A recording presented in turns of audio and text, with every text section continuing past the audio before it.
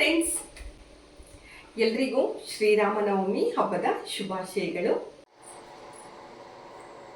ಪ್ರೀತಿಯ ಸ್ನೇಹಿತರೆ, ಎಲ್ಲರಿಗೂ ನನ್ನ ನಮಸ್ಕಾರಗಳು. ನಾನು ನಿಮ್ಮ ಪ್ರೀತಿಯ ಕನ್ನಡ ಕುವರಿ. ಈ ದಿನ ನಾನು ಎಲ್ಲ ಗೃಹಿಣಿಯರಿಗೆ, ವಿಶೇಷವಾಗಿ ವರ್ಕಿಂಗ್ ಲೇಡೀಸ್ಗೆ, ಕೆಲಸಕ್ಕೆ ಹೋಗ್ತಕ್ಕಂಥ ಹೆಣ್ಮಕ್ಳಿಗೆ ಉಪಯೋಗ ಆಗ್ತಕ್ಕಂಥ ಒಂದು ವಸ್ತುವನ್ನು ತಗೊಂಬಂದಿದ್ದೀನಿ. ಅದನ್ನು ಬಳಸ್ಕೊಂಡು ಯಾವ ರೀತಿ ನಾವು ಅಡುಗೆ ಮಾಡೋದು, ಅದರಲ್ಲೂ ಹೋಳಿಗೆ ಮಾಡೋದು, ಚಪಾತಿ ಮಾಡೋದು, ಪೂರಿ ಮಾಡೋದು, ಈ ಥರದ್ದು ಎಲ್ಲವನ್ನ ಮಾಡ್ಕೋಬೋದು ನಾವು ಅದರಲ್ಲಿ. ನಾನಿವತ್ತು ಅದನ್ನು ಉಪಯೋಗಿಸ್ಕೊಂಡು ಹೋಳಿಗೆ ಮಾಡೋದು ಹೆಂಗೆ ಅಂತ ನೋಡ್ತೀನಿ. ಆ ವಸ್ತು ಯಾವುದು ಅಂತ ನೋಡಬೇಕಾ?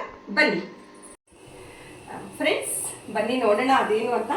ನೋಡಿ, ನಾನು ನಿಮಗೆ ತೋರಿಸ್ಬೇಕಾಗಿರ್ತಕ್ಕಂಥದ್ದು ಇದನ್ನೇ.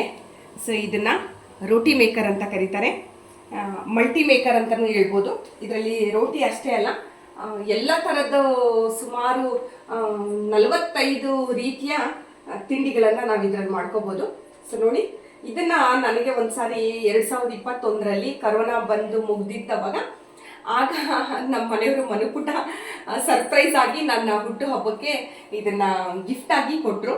2001 ಜನವರಿ 10ರಿಂದ ಸತತವಾಗಿ ನಾನು ಇಲ್ಲಿವರೆಗೂ ಸುಮಾರು ತಿಂಡಿಗಳನ್ನು ನಾನು ಇದರಲ್ಲಿ ಮಾಡ್ಕೊಂಡಿದ್ದೀನಿ.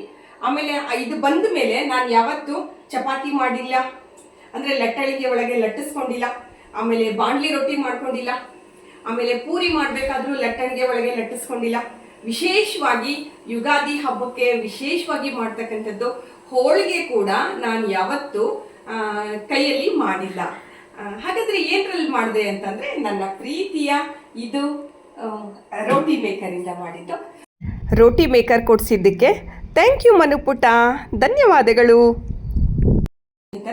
ನಾವಿವತ್ತು ರೋಟಿ ಮೇಕರನ್ನು ಬಳಸ್ಕೊಂಡು ಹೋಳಿಗೆ ಏನು ಮಾಡೋದು ಅಂತ ನೋಡೋಣ. ಶ್ರೀರಾಮನವಮಿ ಹಬ್ಬ ಇತ್ತಲ್ಲ, ಹಾಗಾಗಿ ಇವತ್ತು ಪಾಪು ಹೋಳಿಗೆ ಮಾಡು ಮಮ್ಮಿ ಅಂತ ಹೇಳ್ದ.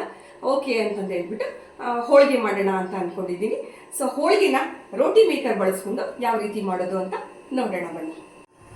ರೋಟಿ ಮಾಡಲಿಕ್ಕೆ ನೋಡಿ, ನಾನು ಕಣಕ ರೆಡಿ ಮಾಡ್ಕೊಂಡಿದ್ದೀನಿ, ಕಲಸಿಟ್ಕೊಂಡಿದ್ದೀನಿ ಆಲ್ರೆಡಿ. ಇದು ಚೆನ್ನಾಗಿ ನೆಂದಿದೆ. ಹಾಗೆ ಹೂರಣ ಕೂಡ ರೆಡಿ ಇದೆ ನೋಡಿ, ಹೂರಣ ರೆಡಿ ಮಾಡಿಟ್ಕೊಂಡಿದ್ದೀನಿ. ಸೊ ಇದು ಹೋಳಿಗೆ ಮಾಡಲಿಕ್ಕೆ ಈಸಿ ಆಗಲಿ ಅಂತ ಇದು ಹೋಳಿಗೆ ಹೂರಣವನ್ನು ಒಂದು ಸ್ವಲ್ಪ ಒಂದಷ್ಟು ಗೋಲಿಗಳನ್ನು ಮಾಡ್ಕೊಳ್ಳೋಣ. ಒಂದು ದೊಡ್ಡ ನಿಂಬೆಹಣ್ಣಿನ ಗಾತ್ರ ಮಾಡಿಟ್ಕೊಂಡ್ಬಿಡೋಣ, ಅಂದರೆ ಈಸಿ ಆಗುತ್ತೆ ಅಂತ ಮಾಡಲಿಕ್ಕೆ. ಆಮೇಲೆ ಕೈಯೆಲ್ಲ ಆಗಾಗಲೇ ಒರೆಸ್ಕೋಬೇಕು, ತೊಳ್ಕೊಬೇಕು ಅನ್ನೋ ಅದು ಬೇಕಾಗಲ್ಲ. ಸೊ ಈ ಸೈಜಿಂದ ಉಂಡೆಗಳನ್ನ ಮಾಡಿಟ್ಕೊಂಡ್ಬಿಟ್ರೆ ಹೋಳಿಗೆ ಮಾಡೋವಾಗ ಸುಲಭ ಅನಿಸುತ್ತೆ. ನೋಡಿ, ಈಗ ಕಣಕ ರೆಡಿ ಮಾಡಿಟ್ಕೊಂಡಿದ್ದೀನಿ. ಈ ಥರ ಮಾಡಿಟ್ಕೊಂಡ್ರೆ ನಿಂಬೆಹಣ್ಣಿನ ಗಾತ್ರ ನಮ್ಗೆ ಎಷ್ಟು ಸೈಜ್ ಬೇಕೋ ಅಷ್ಟು ಸೈಜಿಂದ ಮಾಡಿಟ್ಕೊಂಡ್ರೆ ಹೋಳಿಗೆ ಮಾಡೋವಾಗ ಈಸಿ ಆಗುತ್ತೆ. ಸೊ ಈಗ ನೆಕ್ಸ್ಟು ಕಣಕನೂ ಕೂಡ ರೆಡಿ ಮಾಡ್ಕೊಂಡ್ಬಿಡೋಣ. ನೋಡಿ, ಕಣಕ ಇಷ್ಟು ಚೆನ್ನಾಗಿ ನೆಂದಿದೆ, ಚೆನ್ನಾಗಿ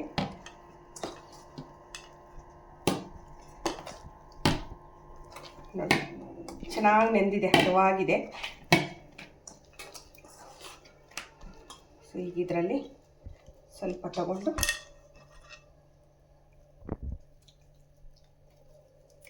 ಸ್ವಲ್ಪ ನಾದ್ಕೋಬೇಕು, ಅಂದರೆ ಸ್ವಲ್ಪ ಸಾಫ್ಟ್ ಆಗುತ್ತೆ ಇನ್ನೂ ಸ್ವಲ್ಪ ಅಂತ. ಕೈಯಲ್ಲಿ ಈ ಥರ ಇದನ್ನು ಮಾಡಿಕೊಂಡ್ರೆ ಚೆನ್ನಾಗಿ ನೋಡಿ. ಚಪಾತಿ ಆದರೂ ಅಷ್ಟೇ, ರೋಟಿ ಮೇಕರಲ್ಲಿ ಇದು ನಾವೇನು ಕಲಸಿಟ್ಕೊಡ್ತೀವಲ್ಲ, ಇದು ಹಿಟ್ಟು ಮೇಯ್ನು. ಇದು ತುಂಬ ಮೃದುವಾಗಿ ಇರಬೇಕು, ಆವಾಗಲೇ ಚಪಾತಿ ಚೆನ್ನಾಗಿ ಬರೋದು. ಯಾವುದೇ ಆದರೂ ಅಷ್ಟೇ, ಚಪಾತಿ, ರೊಟ್ಟಿ, ಹೋಳಿಗೆ ನಾವು ಏನೇ ಮಾಡ್ತೀವಿ ಅಂತಂದ್ರೂ ಅದನ್ನು ಹಿಟ್ಟನ್ನು ಹದವಾಗಿ ಕಲಸಿಟ್ಕೋಬೇಕು. ಸೊ ನಾನು 4 ಗೋಲಿ ಮಾಡ್ಕೊಂಡಿದ್ದೀನಿ, ಹಾಗಾಗಿ ಒಂದು 4 ಕಣಕದ ಉಂಡೆಗಳನ್ನ ರೆಡಿ ಮಾಡಿಟ್ಕೊತೀನಿ. ಈಗ ಕಣಕನೂ ರೆಡಿಯಾಗಿದೆ. ಈಗ ಒಂದೊಂದೇ ಅದನ್ನು ಕಣಕನ ಇದರೊಳಗೆ ಇಟ್ಕೊಂಡು ಬಿಡೋಣ, ಹೂರಣನ. ಸೊ ಚಪಾತಿ ಮಾಡಬೇಕಾದ್ರೂ ಅಷ್ಟೇ, ಹೋಳಿಗೆ ಮಾಡಬೇಕಾದ್ರೂ ಅಷ್ಟೇ, ವಿಶೇಷವಾಗಿ ಇದು ರೋಟಿ ಮೇಕರಲ್ಲಿ ಮಾಡಬೇಕಾದಂಥ ಸಂದರ್ಭದಲ್ಲಿ ಇದು ಹೊರಗಡೆ ಸ್ಕಿನ್ ಏನಿರುತ್ತಲ್ಲ, ಔಟರ್ ಹೊರಭಾಗ ಏನಿರುತ್ತಲ್ಲ, ಇದು ಯಾವಾಗಲೂ ಹಿಟ್ಟಲ್ಲೇ ಅದ್ದಿರಬೇಕು ನಾವು ಇದನ್ನು. ಆವಾಗಷ್ಟೇ ಅದು ಚೆನ್ನಾಗಿ ಬರುತ್ತೆ. ನಾವು ಹೋಳಿಗೆ ಮಾಡ್ತಾ ಇದ್ದೀವಿ ಅಂತ ಹೇಳ್ಬಿಟ್ಟು ಚೆನ್ನಾಗಷ್ಟು ಎಣ್ಣೆ ಹಾಕ್ಬಿಟ್ಟು ಮಾಡೋಕ್ಕೆ ಹೋದರೆ ಅದು ಚೆನ್ನಾಗಿ ಬರೋದಿಲ್ಲ, ಅರ್ಧೋಗೋದು ಅಥವಾ ನೀಟಾಗಿ ಉಬ್ಬಿ ಬರೋದಿಲ್ಲ, ಆಮೇಲೆ ಹಿಗ್ಗೋದಿಲ್ಲ ಮೇಯ್ನು. ಸೊ ಹಂಗೆಲ್ಲ ಆಗುತ್ತೆ. ಹಾಗಾಗಿ ಸ್ವಲ್ಪ ನೋಡಿ ಈ ಥರ ಇಟ್ಬಿಟ್ಟು ಇದನ್ನು ನೀಟಾಗಿ ಕವರ್ ಮಾಡ್ಕೊಳ್ಳೋಣ. ನೋಡಿ ನೋಡಿ ಹಿಂಗೆ ಕವರ್ ಮಾಡಿಕೊಂಡು ಇದು ಎಕ್ಸ್ಟ್ರಾ ಇರೋದನ್ನು ತೆಕ್ಕೊಂಬಿಡೋಣ. ಇದೇನು ಅವಶ್ಯಕತೆ ಇಲ್ಲ. ಇಷ್ಟು ಈಗ ಇದನ್ನು ಹಿಟ್ಟೊಳಗೆ ಹೊರಳಾಡ್ಸೋಣ. ನೋಡಿ ಇದೇನಪ್ಪ ಹೋಳಿಗೆನ ಹಿಟ್ಟಲ್ಲೆಲ್ಲ ಹೊರಳಾಡಿಸ್ತಿದ್ದಾರೆ ಅಂತ ನಿಮ್ಗೆ ಅನಿಸುತ್ತೆ. ಬಟ್ ಹಿಟ್ಟಲ್ಲಿ ಹೊರಳಾಡಿದ್ರೇ ರೋಟಿ ಮೇಕರಲ್ಲಿ ಚಪಾತಿ ಆಗಿರ್ಬೋದು, ಹೋಳಿಗೆ ಆಗಿರ್ಬೋದು, ಎಲ್ಲವೂ ರೊಟ್ಟಿ ಆಮೇಲೆ ಪೂರಿ ಮಾಡಬೇಕಾದ್ರೆ ಅದು ಕೂಡ ಚೆನ್ನಾಗಿ ಬರೋದು. ಯಾವುದೇ ಕಾರಣಕ್ಕೂ ಹೊರಗಡೆ ಸ್ಕಿನ್ನು ಆಯಿಲಿ ಆಗಿರಬಾರ್ದು. ಈ ಥರ ಎಣ್ಣೆ ಇದು ಹಿಟ್ಟು ಹಾಕಿ ಕೋಟಿಂಗ್ ಮಾಡಿರಬೇಕಾದಿಲ್ಲ.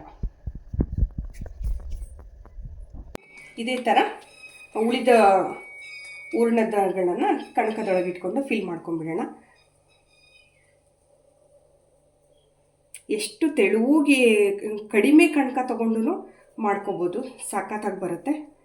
ನೀವು ಎಷ್ಟು ಜಾಸ್ತಿ ತೊಗೊಂಡ್ರೂ ಸೂಪರಾಗಿ ಬರುತ್ತೆ, ಕಡಿಮೆ ತೊಗೊಂಡ್ರೂ ಸೂಪರಾಗಿ ಬರುತ್ತೆ. ಆದರೆ ಒಂದು ಮಾತ್ರ ಮರಿಬಾರ್ದು, ಯಾವುದೇ ಕಾರಣಕ್ಕೂ ರೋಟಿ ಮೇಕರಲ್ಲಿ ಮಾಡಬೇಕಾದ್ರೆ ಹೊರಗಡೆ ಸ್ಕಿನ್ ಮಾತ್ರ ಈ ಥರ ಹಿಟ್ಟೊಳಗೆ ಹೊರಳಾಡಿರಬೇಕು.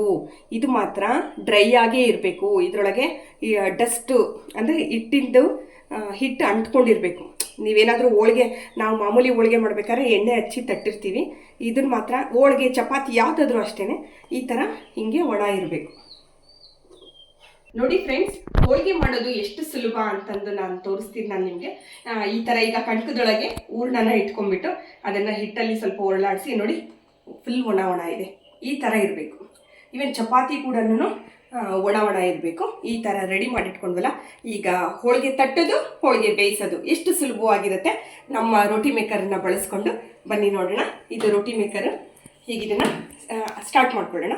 ಯಾವುದೇ ಕಾರಣಕ್ಕೂ ಇದು ಆನು ಆಫು ಇದರಲ್ಲಿ ಎಲ್ಲೂ ಇರೋದಿಲ್ಲ, ಡೈರೆಕ್ಟಾಗಿ ಸ್ವಿಚ್ಚಲ್ಲೇ ಇರುತ್ತೆ ಆನು ಆಫು. ಹಾಗಾಗಿ ಇದನ್ನು ಓಪನ್ ಮಾಡಿಕೊಂಡು, ಇದು ತುಂಬ ವರ್ಷ ಆಗಿದೆ, ಸಿಕ್ಕಾಪಟ್ಟೆ ಬಳಸಿದ್ದೀನಿ ನಾನು. ನೋಡಿ ಎಷ್ಟು ಬಳಸಿದ್ದೀನಿ ಅನ್ನೋದಕ್ಕೆ ಆಲೆ ಎಲ್ಲ ಹಾಳಾಗ್ತಾ ಇದೆ ಅಂತ ಗೊತ್ತಾಗ್ತಾ ಇದೆ. ಹೊಸದು ತಗೋಬೇಕು ಅಂತ ಅಂದ್ಕೊಂಡಿದ್ದೀನಿ. ಹಾಗಾಗಿ ಇದು ನಾನು ಫಸ್ಟ್ ಟೈಮ್ ಬಳಸಿರೋದು, ಬಹಳ ಚೆನ್ನಾಗಿ ಬರುತ್ತೆ. ಹಾಗಾಗಿ ನನಗಿದನ್ನು ರೀಪ್ಲೇಸ್ ಮಾಡೋದಕ್ಕೆ ಇಷ್ಟ ಇಲ್ಲ, ಬಟ್ ಸಖತ್ತಾಗಿ ಬರುತ್ತೆ ನೋಡಿ. ಸೊ ಈಗ ಇದನ್ನು ಓಪನ್ ಮಾಡ್ಕೊಂಡಿದ್ದೀನಿ, ಸ್ವಿಚ್ ಆನ್ ಮಾಡಿದ್ದೀನಿ. ಈಗ ಸ್ವಿಚ್ ಆನ್ ಆಗಿದೆ. ಇಲ್ಲಿ ನೋಡಿ, ಇಲ್ಲಿ ರೆಡ್ ಬಟನ್ನು ಮತ್ತು ಒಂದು ಗ್ರೀನ್ ಬಟನ್ ಕಾಣಿಸ್ತಾ ಇದೆ. ಗ್ರೀನ್ ಬಟನ್ ಆನ್ ಆಗೋವರೆಗೂ ನಾವು ವೆಯ್ಟ್ ಮಾಡಬೇಕು, ಅಂದರೆ ಇದು ಸ್ವಲ್ಪ ಕಾಯಬೇಕು. ನೋಡಿ ಇನ್ನು ಸ್ಟಾರ್ಟ್ ಆಗಿದೆ. ಇದು ಗ್ರೀನ್ ಬಂದ ಮೇಲೆ ನಾವು ಹೋಳಿಗೆ ಮಾಡೋದಕ್ಕೆ ಸ್ಟಾರ್ಟ್ ಮಾಡ್ಕೋಬೋದು. ಯಾವುದರಿಂದ? ರೋಟಿ ಮೇಕರಿಂದ. ನನ್ನ ಫೇವ್ರೇಟು, ನಮ್ಮ ಮನೆಪುಟ ನನಗೆ ಅಂತ ಹುಟ್ಟುಹಬ್ಬಕ್ಕೆ ವಿಶೇಷವಾಗಿ ಸರ್ಪ್ರೈಸಿಂಗಾಗಿ ಕೊಟ್ಟಂಥ ಉಡುಗೊರೆ. ಎಷ್ಟು ಉಪಯೋಗ ಆಗಿದೆ. ಸುಮಾರು 4-5 ವರ್ಷ ಆಯಿತು. ಅಲ್ಲಿಂದ ಈವರೆಗೂ ನಂದು ಚಪಾತಿ, ರೊಟ್ಟಿ, ಆಮೇಲೆ ಬಾಂಡ್ಲಿ ರೊಟ್ಟಿ, ಹೋಳಿಗೆ ಸಾಕಾಗಿ ಬರ್ತವೆ. ಇದನ್ನು ಬಳಸ್ಕೊಳ್ಳಿ ಅಂತ ನಾನು ಹೇಳ್ತೀನಿ. ಇದನ್ನು ಬಳಸ್ಕೊಳ್ಳೋ ಮೆಥಡು ಇವತ್ತು ನಾನು ನಿಮಗೆ ಹೋಳಿಗೆ ಮಾಡೋದು ಹೆಂಗೆ ಅಂತ ತೋರಿಸ್ತಾ ಇದ್ದೀನಿ. ಇನ್ನೊಂದು ಸಾರಿ ಯಾವಾಗಾದರೂ ನಾನು ನಿಮಗೆ ಬಾಂಡ್ಲಿ ರೊಟ್ಟಿ ಮಾಡೋದು ಮತ್ತು ಚಪಾತಿ ಮಾಡೋದು, ಆಮೇಲೆ ಅಕ್ಕಿ ರೊಟ್ಟಿ, ರಾಗಿ ರೊಟ್ಟಿ ಅವನ್ನೆಲ್ಲ ಯಾವ ಥರ ಮಾಡೋದು ಅಂತ ತೋರಿಸ್ಕೊಡ್ತೀನಿ. ಇವತ್ತು ಹೋಳಿಗೆ ಮಾಡೋಣ. ನೋಡಿ ಹೊಗೆ ಬರ್ತಾ ಇದೆ, ಕಾದಿದೆ. ಸೊ ಈಗ ರೆಡಿ ಮಾಡಿ ಇಟ್ಕೊಂಡಿರೋದನ್ನು ನೋಡಿ ತಗೊಂಡು ಇಲ್ಲಿ ಮುಕ್ಕಾಲು ಪೋರ್ಷನ್ಗೆ ಇಡಬೇಕು. ಇಟ್ಟು ತಕ್ಷಣವೇ ಪ್ರೆಸ್ ಮಾಡಬೇಕು. ಚೆನ್ನಾಗಿ ಪ್ರೆಸ್ ಮಾಡಿದ್ರೆ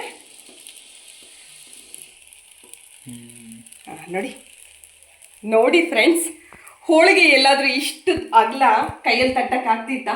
ಏನು ಸಖತ್ತಾಗಿ ಬಂದಿದೆ ನೋಡಿ.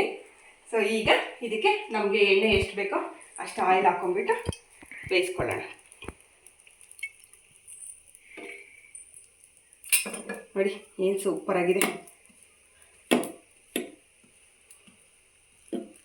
ಈಗ ತಿರುವಾಕೊಳ್ಳೋಣ. ನೋಡಿ ನೋಡಿ ಹೆಂಗೆ ಉಬ್ಬಿ ಬರ್ತಾ ಇದೆ ನೋಡಿ ಫ್ರೆಂಡ್ಸ್, ಸಖತ್ತಾಗಿದೆ ಅಲ್ವಾ? ಸೂಪರಾಗಿದೆ ನೋಡಿ, ಎಷ್ಟು ಚೆನ್ನಾಗಿ ಸುತ್ತೂರ ಎಲ್ಲ ಬೆಂದಿದೆ ನೋಡಿ. ಆಮೇಲೆ ಹೂರ್ಣ ಎಲ್ಲ ನೋಡಿ ಎಷ್ಟು ನೀಟಾಗಿ ಎಡ್ಜ್ವರೆಗೂ ಎಲ್ಲ ಕವರ್ ಆಗಿದೆ. ಕೈಯಲ್ಲಿ ಏನಾದರೂ ಮಾಡಿದರೆ 1 ಸೆಂಟಿಮೀಟ್ರು ಎಕ್ಸ್ಟ್ರಾ ಇದು ಕಣಕನೇ ಕಾಣಿಸ್ತಾ ಇತ್ತು ನೋಡಿ. ಎಲ್ಲೆಲ್ಲೂ ಏನು ಕಣಕನೇ ಕಾಣ್ತಾ ಇಲ್ಲ. ಹೋಳಿಗೆ ಹೂರ್ಣ ಎಷ್ಟು ನೀಟಾಗಿ ಕವರ್ ಆಗಿದೆ ನೋಡಿ. ಸಖತ್ತಾಗಿ ಬಂದಿದೆಯಲ್ಲ. ಇನ್ನು ಬೇಕಂದರೆ ಇದನ್ನೊಂದು ಸತಿ ಹಿಂಗೆ ಪ್ರೆಸ್ ಮಾಡ್ಬೋದು ನೋಡಿ. ಹೋಳಿಗೆ ರೋಟಿ ಮೇಕರಲ್ಲಿ ಮಾಡಿದಂಥ ಹೋಳಿಗೆ ರೆಡಿ ನೋಡಿ ಫ್ರೆಂಡ್ಸ್. ಏನು ಸಖತ್ತಾಗಿ ಬಂದಿದೆ ಹೋಳಿಗೆ ನೋಡಿ. ರೋಟಿ ಮೇಕರಲ್ಲಿ ಮಾಡಿದಂಥ ಹೋಳಿಗೆ ರೆಡಿ. ನೀವು ಮಾಡ್ಕೊಳ್ಳಿ, ತಿನ್ಕೊಳ್ಳಿ. ಈ ರೀತಿ ಪ್ರತಿಯೊಬ್ಬರು ಮನೆಯಲ್ಲೂ ರೋಟಿ ಮೇಕರ್ ಏನಾದರೂ ಇದ್ದರೆ ಎಷ್ಟು ಅನುಕೂಲ ಅಲ್ವಾ ಫ್ರೆಂಡ್ಸ್. ಅದರಲ್ಲೂ ವರ್ಕಿಂಗ್ ಲೇಡೀಸ್ಗೆ ಎಷ್ಟು ಖುಷಿ ಆಗುತ್ತೆ, ಅವರ ಎಷ್ಟೊಂದು ಕೆಲಸ ಕಡಿಮೆ ಆಗುತ್ತೆ ಇದರಿಂದ ಅನ್ನೋದು ಬಹಳ ಮುಖ್ಯ ಆಗುತ್ತೆ. ಸೊ ನಾನು ಕೂಡ ಇದನ್ನು ಬಳಸಿಬಿಟ್ಟು ತುಂಬ ಖುಷಿಯಾಗಿದ್ದೀನಿ. ಚೆನ್ನಾಗಿ ಅನಿಸಿದೆ ನನಗೆ. ಹೋಳಿಗೆ ಸಾರು, ಹೋಳಿಗೆ, ಹಬ್ಬದ ಊಟ ಸವಿಯಿರಿ.